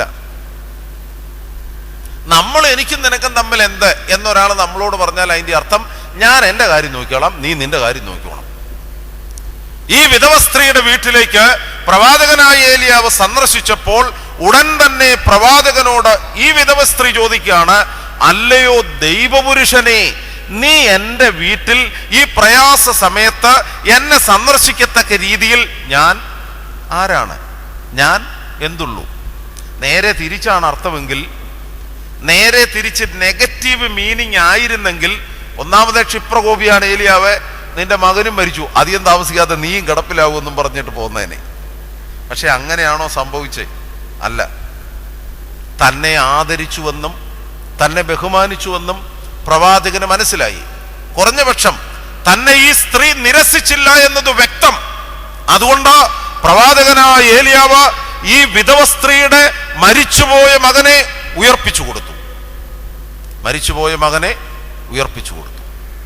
അല്ലയോ ദൈവപുരുഷനെ, മോലിലോക്ക്, ഗബറോദാലോഹോ, ദൈവത്തിന്റെ പുരുഷനായുള്ളവേ, എനിക്കും നിനക്കും തമ്മിൽ എന്ത്? എന്റെ ഈ പ്രയാസ സമയത്ത് എന്റെ ഭവനത്തിലേക്ക് വരത്തക്ക രീതിയിൽ ഞാൻ എന്തുള്ളൂ. മറ്റൊരു വാക്യം വിശുദ്ധ ലൂക്കോസിന്റെ സുവിശേഷം 8-ാം അധ്യായം 28-ാമത്തെ വാക്യം. വിശുദ്ധ ലൂക്കോസിന്റെ സുവിശേഷം 8-ാം അധ്യായം 28-ാമത്തെ വാക്യം. അതും വളരെ ശ്രദ്ധിക്കേണ്ട ഒരു വേദഭാഗമാണ്. ഗദരദേശത്തൊരു മനുഷ്യൻ താമസിക്കുന്നു. അവന്റെ പ്രത്യേകത, അവൻ ചങ്ങലകൾ കൊണ്ട് ബന്ധിക്കപ്പെട്ടവനാണ്. ബുദ്ധിഭ്രമം സംഭവിച്ചിരിക്കുന്നു. ശരീരം മുഴുവൻ അവൻ കല്ലുകൊണ്ട് ഇടിച്ച് ദേഹം മുഴുവൻ മുറിവുകൾ ഉണ്ടാക്കിയവനാണ്. എല്ലാറ്റിലും ഉപരി അവൻ താമസിക്കുന്നത് കല്ലറയിലാണ്. പിതാക്കന്മാർ പറയുന്നത് വീണുപോയ മനുഷ്യന്റെ രൂപം, ഭീഭത്സമായ രൂപം, അതാണ് ഗദരദേശത്തെ മനുഷ്യൻ. ആ ഗദരദേശത്തെ മനുഷ്യനെ തേടി തമ്പുരാന്റെ മനുഷ്യ സ്നേഹം നിർബന്ധിക്കുന്നു. അതുകൊണ്ട് യേശു തമ്പുരാൻ പടക് കയറി ഗദരദേശത്ത് കല്ലറയിൽ അധിവസിക്കുന്ന ഈ മനുഷ്യന്റെ അരികെ ചെല്ലുന്നു. ഉടനെ കല്ലറയിൽ അധിവസിക്കുന്ന ഭൂതഗ്രസ്തൻ പറഞ്ഞ വാക്യമാണ് വിശുദ്ധ ലൂക്കോസിന്റെ സുവിശേഷം 8-ാം അധ്യായം വാക്യം എത്രയാ? 28-ാം വാക്യം. ഏതാ വാക്യം? യേശുവേ മഹോന്നതനായ ദൈവത്തിന്റെ പുത്ര, ബാക്കി തന്നെ എനിക്കും നിനക്കും തമ്മിൽ എന്ത് എന്ന് വെച്ചാൽ, യേശുവേ മഹോന്നതനായ ദൈവത്തിന്റെ പുത്ര, നീ നിന്റെ കാര്യം നോക്കി യഹൂദ്യയിലോ ശമരിയിലോ നിന്നോണം, ഗദരദേശത്തെ കാര്യം ഞാൻ നോക്കിക്കോളാം എന്നാണോ അർത്ഥം? അല്ല. എന്താണ് അർത്ഥം? മഹോന്നതനായ ദൈവത്തിന്റെ പുത്ര, കല്ലറയിൽ അധിവസിക്കുന്ന ഈ പാപിയായി എന്നെ സന്ദർശിക്കത്തക്ക രീതിയിൽ ഞാൻ ആരാണ്? ഞാൻ എന്തുള്ളൂ? നിങ്ങൾ ഓർത്തു നോക്കിക്കേ, കർത്താവ് എത്ര സ്നേഹത്തോടെ ആ മനുഷ്യരിലെ ഭൂതത്തെ പുറത്താക്കി അവനെ നല്ല മനുഷ്യനാക്കി, സുബോധമുള്ള മനുഷ്യനാക്കി. ഈ വേദഭാഗം വിശുദ്ധ യോഹന്നാന്റെ സുവിശേഷം 2-ാം അധ്യായം 4-ാം വാക്യവും ശ്രദ്ധിച്ചേ. യേശുവിനോട് അമ്മ പറഞ്ഞു, അതാണ് അമ്മയുടെ മധ്യസ്ഥത, ഇവർക്ക് വീഞ്ഞില്ല. നമ്മോടൊപ്പം നമ്മുടെ കൂടെ നിന്ന് നമ്മുടെ കുറവുകളിൽ നമുക്ക് വേണ്ടി അപേക്ഷിക്കുന്നു, ഇവർക്ക് വീഞ്ഞില്ല. ഉടനെ പുത്രൻ തമ്പുരാൻ അമ്മയെ ആദരിച്ചുകൊണ്ട്, അമ്മയ്ക്ക് ഏറ്റവും ബഹുമാനം കൊടുത്തുകൊണ്ട് പറയുകയാണ്, എന്നോട് ഇത് പറയത്തക്ക രീതിയിൽ, അപേക്ഷിക്കത്തക്ക രീതിയിൽ ഞാൻ പറവാക്കി. ഞാൻ ആരാണ്? ഞാൻ എന്തുണ്ട്? എനിക്കും നിനക്കും തമ്മിൽ എന്ത്? മലയാളത്തിൽ അങ്ങനെ വിവർത്തനം ചെയ്യാൻ ഒക്കത്തുള്ളൂ. സത്യത്തിൽ സഹോദരങ്ങളെ, ഇനി ഞാൻ പറയുന്നത് നിങ്ങൾ ശ്രദ്ധിച്ചു കേട്ടോണം. യേശു ക്രിസ്തു ചെയ്ത 8-ാമത്തെ അത്ഭുതമാണ് കാനാവിലെ കല്യാണത്തിന് വെള്ളം വീഞ്ഞാക്കിയത്, അല്ലേ? അയ്യോ, ചുമ്മാ തലകുലുക്കരുത്. 8-ാമത്തേതാണോ? എന്ന് വെച്ചാൽ ഇതുവരെ കർത്താവ് ഒരു അത്ഭുതവും ബാക്കി പറ ചെയ്തിട്ടില്ല. യേശു ആരാണെന്ന് ക്ഷണിക്കപ്പെട്ട ഭവനക്കാർക്കും വന്നുകൂടിയിരിക്കുന്ന വിരുന്നുകാർക്കും അറിയത്തില്ല. പക്ഷേ യേശു ആരാണെന്ന് ഒരാൾക്കറിയാം. ആർക്കറിയാം? അമ്മയ്ക്കറിയാം. യേശു ആരാണെന്ന് അമ്മയ്ക്കറിയാം. നീ ഇതെന്നോട് അപേക്ഷിക്കത്തക്ക രീതിയിൽ ഞാൻ ആരാണ് എന്ന് മകൻ തിരിച്ചു ചോദിക്കുമ്പം അതിൽ അന്തർലീനമായിരിക്കുന്ന അർത്ഥം, ഞാൻ ദൈവപുത്രനാണെന്ന സത്യം ഈ ചരിത്ര ലോകത്തിന് അറിയത്തില്ലെങ്കിലും ആർക്കറിയാം? എൻ്റെ അമ്മയ്ക്കറിയാം. അതുകൊണ്ടാണ് ഈ വാചകത്തിനൊരു മറുപടി പോലും അമ്മ പറഞ്ഞില്ല. എനിക്കും നിനക്കും എന്തേ എന്ന് ചോദിക്കുമ്പം അമ്മ ഒന്നും പറയുന്നില്ല. കാരണം അമ്മ അപേക്ഷിച്ചതിൻ്റെ അർത്ഥം അമ്മയ്ക്കറിയാം. അമ്മ അപേക്ഷിച്ചതിൻ്റെ അർത്ഥം ഈ യേശു സാക്ഷാൽ ദൈവപുത്രനാണ്. ഈ ബോധ്യം ഉദരത്തിൽ ഉരുവായ നിമിഷം മുതൽ അമ്മയ്ക്കറിയാം.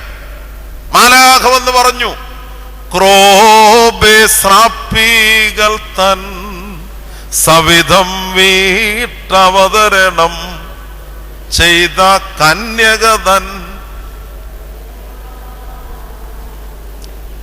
ആദാമ്യരെ സാത്നാൻ മൃതിയുവർ തന്നടിമയിൽ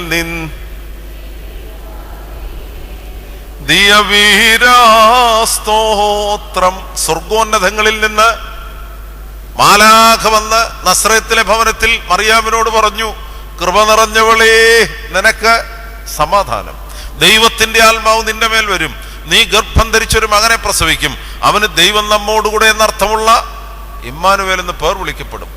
അമ്മയ്ക്ക് ശരിക്കും അറിയാം പുത്രന്റെ മഹത്വത്തെ കുറിച്ച്. അതുകൊണ്ട് അമ്മ പുത്രനോട് മറുപടി പറഞ്ഞില്ല. എന്നോട് അപേക്ഷിക്കത്തക്ക രീതിയിൽ ഞാൻ എന്തുള്ളൂ എന്ന് പുത്രൻ മറുപടി പറഞ്ഞപ്പം അമ്മ പുത്രനോടൊന്നും പറഞ്ഞില്ല. അമ്മ പരിചാരകരോടൊരു കാര്യം പറഞ്ഞു. അതാ നമ്മളോടും പറയുന്നത്. എന്താ പറഞ്ഞു? അവൻ പറയുന്നത് പോലെ നിങ്ങൾ ചെയ്യുവീൻ. അതുകൊണ്ടാണ് യോഹന്നാന്റെ സുവിശേഷം 2-ാം അധ്യായം 11-ാം വാക്യം എന്താണെന്നറിയാവോ? ഇങ്ങനെ തന്റെ മഹത്വം വെളിപ്പെടുത്തി യേശു ക്രിസ്തു കാനാവിലെ കല്യാണത്തിന് ആദ്യമായി തന്റെ മഹത്വം ബാക്കി പറയുന്ന വെളിപ്പെടുത്തി. സഹോദരങ്ങളെ, ഇന്നും പുത്രന്റെ മഹത്വം അമ്മ മുഖാന്തരം ലോകത്തിന് വെളിപ്പെടുന്നു. ഞാൻ ആദ്യം പറഞ്ഞില്ലേ, അതാണ് അമ്മയുടെ ചുമതല. ആ പുത്രന്റെ മഹത്വം മണവാട്ടിയാകുന്ന പരിശുദ്ധ സഭ മുഖാന്തരവും ലോകത്തിന് വെളിപ്പെടുകയാണ്.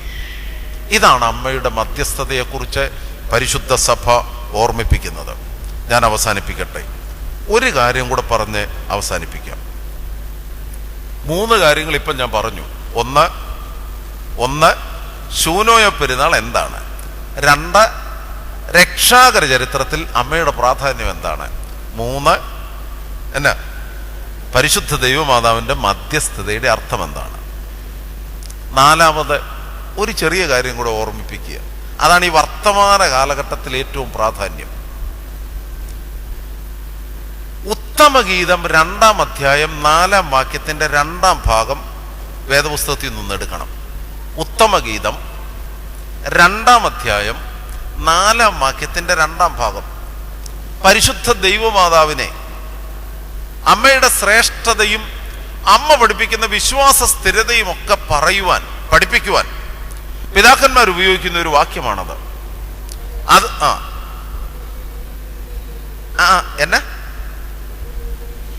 എന്റെ മീതെ അവൻ പിടിച്ചിരുന്ന കൊടി സ്നേഹമായിരുന്നു. എത്ര മനോഹരമായൊരു വാക്യമാണ്. എന്റെ മീതെ അവൻ പിടിച്ചിരുന്ന കൊടി, ബാക്കി പറ, സ്നേഹമായിരുന്നു. സഹോദരങ്ങളെ, സമയപരിമിതിയാൽ ഞാൻ പറയുന്ന വാക്കുകളെ വിശദീകരണം കൂടാതെ ഞാനങ്ങ് പറയുക. 1, ദൈവസ്നേഹത്തിന്റെ ചരിത്രം, ദൈവസ്നേഹം എന്തെന്നറിഞ്ഞത് പരിശുദ്ധ ദൈവമാതാവിലൂടെയാണ്. തമ്പുരാൻ സ്വർഗം ഉപേക്ഷിച്ചു, കന്യകയുടെ ഉദരത്തിൽ അധിവസിച്ചു.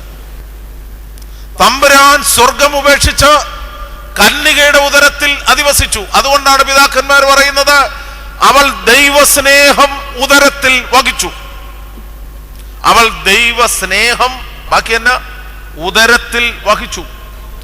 മനുഷ്യനോടുള്ള, സുറിയാനിക്കാരുടെ ഭാഷയിൽ പറഞ്ഞാൽ റഹമാസ് നോഷൂസോ, മനുഷ്യ സ്നേഹം. അതാണ് മനുഷ്യാവതാരം. മനുഷ്യരോടുള്ള തമ്പുരാന്റെ സ്നേഹം, അതാണ് കന്യകയുടെ ഉദരത്തിൽ ഉരുവായ ദൈവപുത്രൻ. അതുകൊണ്ട് അമ്മയ്ക്കല്ലാതെ ആർക്ക് പറയാൻ സാധിക്കും, എൻ്റെ മീതെ അവൻ പിടിച്ച കൊടി സ്നേഹമായിരുന്നു. ഉത്തമഗീതത്തിന്റെ പ്രമേയം സർവശക്തനായ ദൈവം മണവാളനും തെരഞ്ഞെടുക്കപ്പെട്ട ഇസ്രായേൽ മക്കൾ മണവാട്ടി. ഈ ബന്ധമാണ്. പഴയ നിയമത്തിൽ ഈ ബന്ധം, യഹോവയും ദൈവജനവും തമ്മിലുള്ള ബന്ധത്തെ വിശദീകരിക്കാൻ ഈ ഭാര്യ ഭർത്തൃബന്ധം വളരെ ശക്തമായി പറയുന്നുണ്ട്. ഹോശേയ പ്രവാചകൻ പരസംഗം ചെയ്ത യെരൂശലേം തിരികെ വരുന്നതിന് വേണ്ടി നോക്കിപ്പാർത്തിരിക്കുന്ന സ്നേഹനിധിയായ ഭർത്താവിന്റെ സ്ഥാനത്ത് യഹോവയായ ദൈവത്തെ ചിത്രീകരിക്കുന്നുണ്ട്. പുതിയ നിയമത്തിലേക്ക് വരുമ്പം പൗലോസ് അപ്പോസ്തലൻ പറയുന്നത് എത്ര മനോഹരം. മശിഹായും മണവാട്ടിയായ സഭയും. ഈ മണവാട്ടിയായ സഭയുടെ പ്രത്യേകത എന്താ? തെരഞ്ഞെടുക്കപ്പെട്ട ഇസ്രായേൽ അല്ല, മറിച്ച് തെരുവീതിയിൽ ആർക്കും വേണ്ടാതെ ഉപേക്ഷിക്കപ്പെട്ടവൾ. അതുകൊണ്ടാണ് ഓരോ വിവാഹ ശുശ്രൂഷയിലും ചൊല്ലുന്നത്, വിജാതീയ പുത്രിയെ തനിക്ക് മണവാട്ടിയായി തെരഞ്ഞെടുത്ത സ്വർഗീയ മണവാളനായ മശിഹാ തമ്പുരാനെ നിനക്ക് സ്തുതി. ഇതാണ് സഭയുടെ സ്ഥാനം. അതുകൊണ്ട് മണവാട്ടിയായ പരിശുദ്ധ സഭയും പഴയ ഇസ്രയേലും പുതിയ ഇസ്രയേലും എല്ലാറ്റിലും ഉപരി അമ്മ ലോകത്തിന് നൽകുന്ന മനോഹരമായ സന്ദേശത്തിന്റെയും പ്രതികരണമാണ് ഈ വാക്യം. എനിക്ക് മീതെ അവൻ പിടിച്ച കൊടി ശരിക്കു പറ സ്നേഹമായിരുന്നു. പിതാക്കന്മാർ പറയുന്നു ദൈവസ്നേഹം അവളുടെ ഉദരത്തിൽ ഉരുവായി. അടുത്ത വാക്യം എന്നാന്നോ? ദൈവരാജ്യം അവൾ ഉള്ളിൽ വഹിച്ചു. അതുകൊണ്ടാണ് അപ്രേം മനോഹരമായ വാക്കിൽ വിശദീകരിക്കുന്നു. പിതാവിന്റെ മാർവിൽ നിന്നും, അനാദിയിൽ പിതാവിന്റെ മാർവിൽ നിന്നും സ്വമനസാലെ ഇറങ്ങി കന്യകയുടെ മടിയിൽ വസിച്ചവൻ, അതാണ് മശിഹ തമ്പുരാൻ.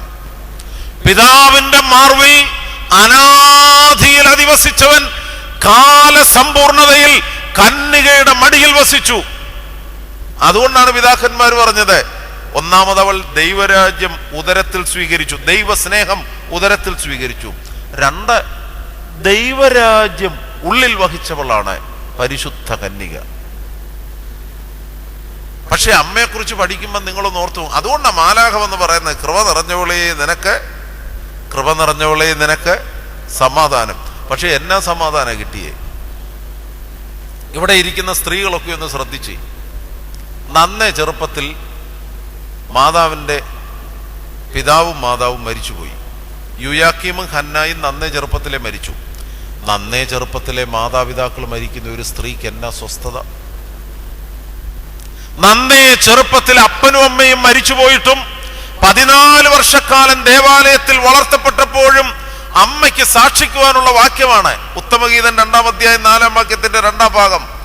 എനിക്ക് മീതെ അവൻ പിടിച്ചിരുന്ന കൊടി സ്നേഹമായിരുന്നു.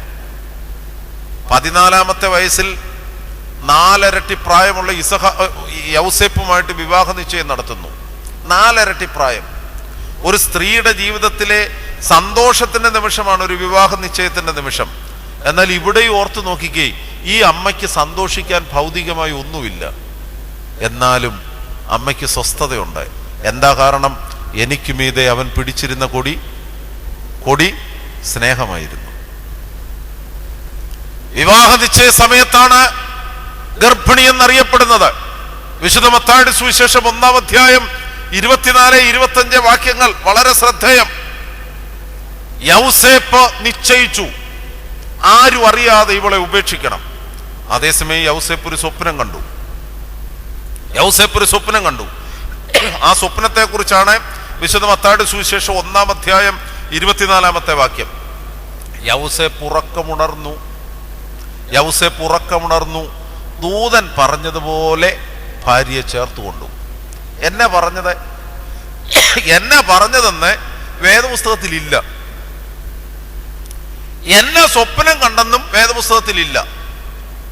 അതേസമയം യൗസേപ്പിനുണ്ടായ വെളിപാടിന്റെ ഞായറാഴ്ച, അതിന്റെ സന്ധ്യാപ്രാർത്ഥനയിൽ പാമ്പാക്കട നമസ്കാരത്തിൽ കിടപ്പുണ്ട് യൗസേപ്പിന്റെ സ്വപ്നം എന്നാന്ന്. ആരും ശ്രദ്ധിച്ചു കാണത്തില്ല.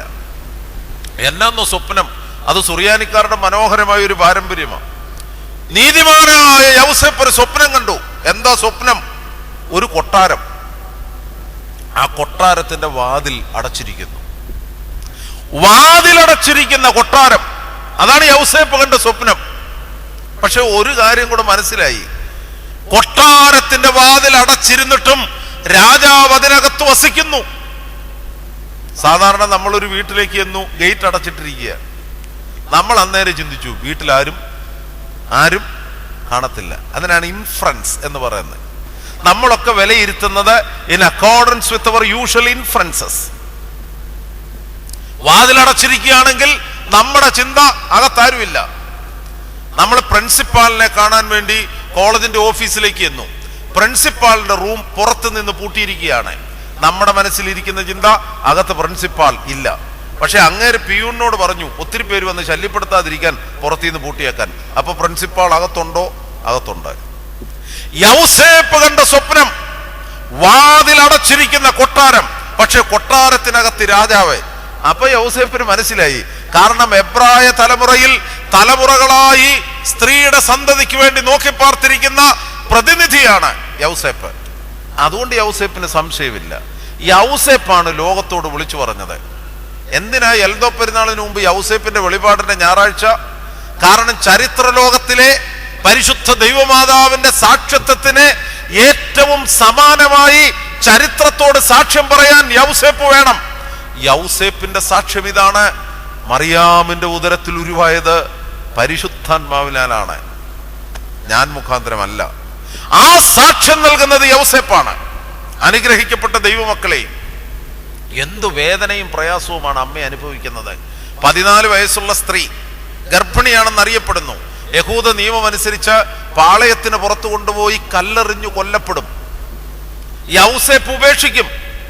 എന്നാലും മറിയ പറഞ്ഞ വാക്കെന്നാ? ഇതാ ഞാൻ കർത്താവിന്റെ ദാസി, നിന്റെ ഇഷ്ടം പോലെ എനിക്ക്. നമ്മുടെ പിതാക്കന്മാർ പറയുന്ന കാര്യം എന്നോ, ഇങ്ങനെയൊക്കെ അമ്മ പറഞ്ഞതിന്റെ കാരണം ഇതാ: എനിക്ക് മീതെ അവൻ പിടിച്ചിരുന്ന കൊടി, എനിക്ക് മീതെ അവൻ പിടിച്ചിരുന്ന കൊടി സ്നേഹമായിരുന്നു.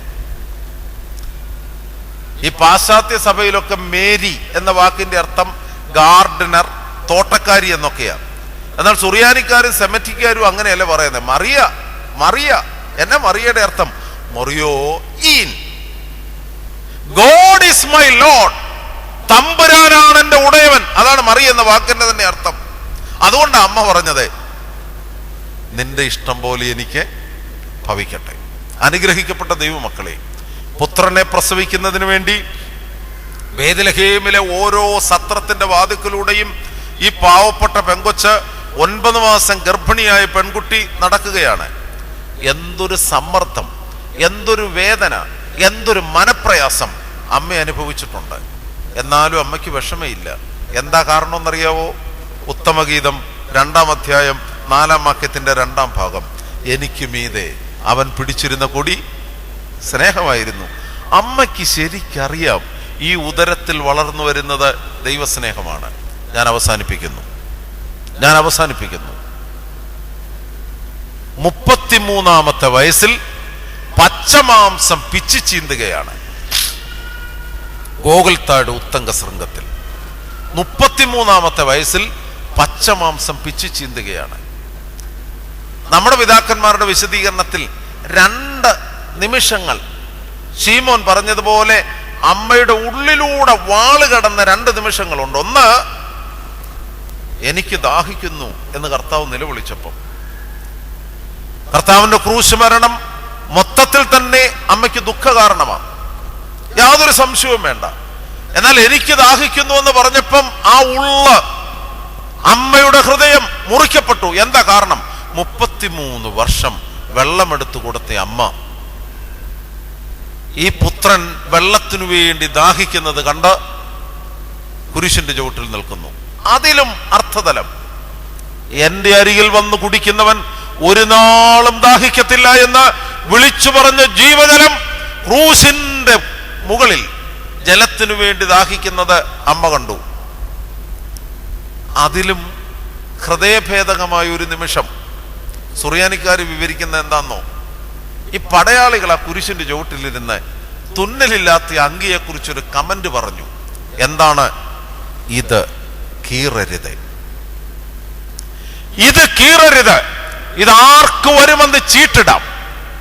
യഥാർത്ഥത്തിൽ 14 വർഷം അമ്മ ദേവാലയത്തിൽ അധിവസിച്ചപ്പം അമ്മയുടെ ചുമതല, അമ്മ നിർവഹിച്ച ഒരു ജോലിയാണ് നൂൽ നൂക്കുന്നത്. കാഴ്ചയപ്പം മൂടിവെക്കുന്ന കപിലാനകൾ അമ്മ നെയ്തെടുത്തു. ആ കൂട്ടത്തിൽ അമ്മ നെയ്ത തുന്നലില്ലാത്ത ഒരു കപിലാനയാണ് ജീവന്റെ അപ്പത്തെ മൂടിവെച്ച തുന്നലില്ലാത്ത അങ്കി.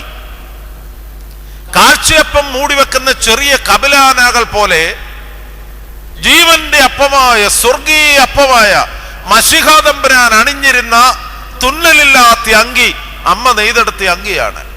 അനുഗ്രഹിക്കപ്പെട്ട ദൈവമക്കളെ, എത്രമാത്രം ഈ സ്ത്രീ വേദനിച്ചു കുരിശിന്റെ ചുവട്ടിൽ. പക്ഷെ അവിടെയും ശ്രദ്ധിച്ചു നോക്കുക, അമ്മ ആ കുരിശിന്റെ ചുവട്ടിൽ നിൽക്കുകയാണ്. യേശു ക്രിസ്തു ശിഷ്യനോട് പറയുന്നു, സ്ത്രീയെ ഇതാ നിന്റെ മകൻ. അമ്മയോട് പറയുന്നു, അമ്മയോട് പറയുന്നു, സ്ത്രീയെ ഇതാ നിന്റെ മകൻ. ശിഷ്യനോട് പറയുന്നു, ശിഷ്യ ഇതാ നിന്റെ അമ്മ. കുരിശിന്റെ ചുവട്ടിലും അമ്മ സമാധാനം അനുഭവിച്ചതിൻ്റെ കാരണം എന്താണെന്നോ? അമ്മയ്ക്ക് വ്യക്തമായി അറിയാം, എനിക്ക് മീതെ അവൻ പിടിച്ച കൊടി സ്നേഹമായിരുന്നു. അനുഗ്രഹിക്കപ്പെട്ട ദൈവമക്കളെ, നാളെ അമ്മയുടെ വാങ്ങിപ്പിൻ്റെ പെരുന്നാളാണ്. പൗരസ്ത്യ സഭയെ സംബന്ധിച്ച് ഏറ്റവും അനുഗ്രഹിക്കപ്പെട്ട അമ്മയുടെ ഓർമ്മ ദിവസം. അമ്മയുടെ മൃതശരീരം സ്വർഗത്തിലേക്ക് എടുക്കപ്പെട്ട വാങ്ങിപ്പിൻ്റെ നിമിഷം. ചരിത്രലോകത്തിൽ അദൃശ്യനായ ദൈവത്തെ അമ്മ ദൃശ്യമാക്കി. പരിശുദ്ധ സഭയാകുന്ന ക്രിസ്തുവിൻ്റെ മണവാട്ടിയാകുന്ന നമ്മളും ആ ചുമതല തന്നെ നിർവഹിക്കുന്നു. അപ്പോസ്തോലൻ അമ്മയെ കർത്താവ് ഏൽപ്പിച്ചു കൊടുത്തത് സഭയ്ക്കായി പരമേൽപ്പിച്ച നിമിഷമാണ്. അതുകൊണ്ട് വർത്തമാന കാലഘട്ടത്തിലും സഭയുടെ ആരാധനാ ജീവിതത്തിൽ പ്രാർത്ഥനയിൽ അമ്മ നമ്മോടൊപ്പമുണ്ട്. പ്രധാന സ്ഥാനത്ത് നമ്മോടൊപ്പം അമ്മ നമുക്ക് വേണ്ടി ദൈവസന്നിധിയിൽ അപേക്ഷിക്കുന്നു. അമ്മയുടെ മധ്യസ്ഥതയുടെയും ശ്രേഷ്ഠത ഇതാണ്. ഏറ്റവും അവസാനമായി ഞാൻ പറഞ്ഞു, എല്ലാ കഷ്ടതയുടെയും ദുരിതത്തിൻ്റെയും നടുവിൽ അമ്മ സമാധാനം അനുഭവിച്ചു. എന്താ കാരണം? അമ്മയ്ക്ക് നല്ല ബോധ്യമുണ്ടായിരുന്നു, എനിക്ക് മീതെ അവൻ പിടിച്ച കൊടി സ്നേഹമായിരുന്നു. ഒരു വാക്ക് പ്രാർത്ഥിച്ച് അവസാനിപ്പിക്കാം. നിർത്തിയിടരുതേ മാതാവേ ഞങ്ങൾക്കായുള്ളർത്ഥനയെ, ഞങ്ങളിൽ ആർദ്രത തോന്നിയിടാൻ ഏകാത്മജനോടാർത്തി. കാരുണ്യവാനും സർവശക്തനും ഞങ്ങളെ കരുതുന്നവനുമായ സ്വർഗസ്ഥ പിതാവേ, പരിശുദ്ധ ദൈവമാതാവിൻ്റെ ഓർമ്മ പെരുന്നാൾ യോഗ്യമായ വിധം ആചരിക്കുന്നതിന് അവിടുന്ന് ഞങ്ങളെ പ്രാപ്തരാക്കണമേ. ഞങ്ങളുടെ ബലഹീനതകളെയും കുറവുകളെയും പരിഹരിച്ച് അമ്മയോട് ഒരുമിച്ച് തിരുസന്നിധിയിൽ നിലകൊള്ളുവാനും നിന്നെ സ്തുതിപ്പാനും, ദൈവമേ അവിടുത്തെ സാന്നിധ്യം ലോകത്തിന് വ്യക്തമാക്കി കൊടുക്കുന്ന രക്ഷാകര പ്രവർത്തനം നിർവഹിപ്പാനും ഞങ്ങളെ ശക്തീകരിക്കണമേ. ദൈവമായ കർത്താവേ, പരിശുദ്ധ ദൈവമാതാവിൻ്റെ മധ്യസ്ഥത ഞങ്ങളോടൊപ്പം ഒരുമിച്ചിരുന്ന് തിരുസന്നിധിയിൽ പ്രാർത്ഥിക്കുന്ന സഹവാസത്തിൻ്റെ ശ്രേഷ്ഠതയാകുന്നു. ഈ സത്യം മനസ്സിലാക്കുവാൻ ഞങ്ങൾക്ക് കൃപ നൽകണമേ. അമ്മ അനുഭവിച്ച ദൈവസ്നേഹം, അമ്മ ഉൾക്കൊണ്ട ദൈവസ്നേഹം കർത്താവെ ഉൾക്കൊള്ളുവാൻ ഞങ്ങളെയും ശക്തീകരിക്കണമേ. യഥാർത്ഥത്തിൽ മനുഷ്യാവതാരം ചരിത്രത്തിൻ്റെ ഒരു നിമിഷം നടന്നതല്ല. ഇന്നും ഞങ്ങളുടെ ഉള്ളിൽ ക്രിസ്തു ഉരുവാകുന്ന നിമിഷം, ദൈവസ്നേഹം ഞങ്ങളിൽ ഉരുവാകുന്ന നിമിഷം, അത് ചരിത്ര ലോകത്തിലേക്ക് അദൃശ്യനായി ദൈവം ദൃശ്യമാകുന്ന മനോഹര നിമിഷമായി മനസ്സിലാക്കുവാൻ ഞങ്ങൾക്ക് ശക്തി നൽകണമേ. ദൈവമായ കർത്താവേ, ഞങ്ങളുടെ ബലഹീനതകളെയും കുറവുകളെയും അവിടുത്തെ കരുണാസമുദ്രത്തിങ്കൽ കഴുകി ശുദ്ധീകരിക്കണമേ. പരിശുദ്ധ ദൈവമാതാവേ, ഞങ്ങൾക്ക് വേണ്ടി അപേക്ഷിക്കണമേ. സഭയെയും അതിലെ എല്ലാ സുവിശേഷ പ്രവർത്തനങ്ങളെയും അനുഗ്രഹിക്കണമേ. ഞങ്ങളെ നേർവഴിയിൽ നടത്തുന്ന പിതാക്കന്മാരെയും ഉപദേഷ്ടാക്കന്മാരെയും ദൈവീക ജ്ഞാനത്തിൽ നടത്തി ദീർഘായുസ് കൊണ്ട് അനുഗ്രഹിക്കണമേ. കർത്താവെ, വിശ്വാസികളായ ഞങ്ങളുടെ വാങ്ങിപ്പോയവരെ പുണ്യപ്പെടുത്തണമേ. സ്തുതിയും സ്തോത്രവും ഞങ്ങൾ അങ്ങയ്ക്കും അവിടുത്തെ ഏകജാതനും വിശുദ്ധാത്മാവിനും സമർപ്പിക്കുന്നു, ഇപ്പോഴും എല്ലായ്പ്പോഴും ഇന്നും എന്നേക്കും തന്നെ.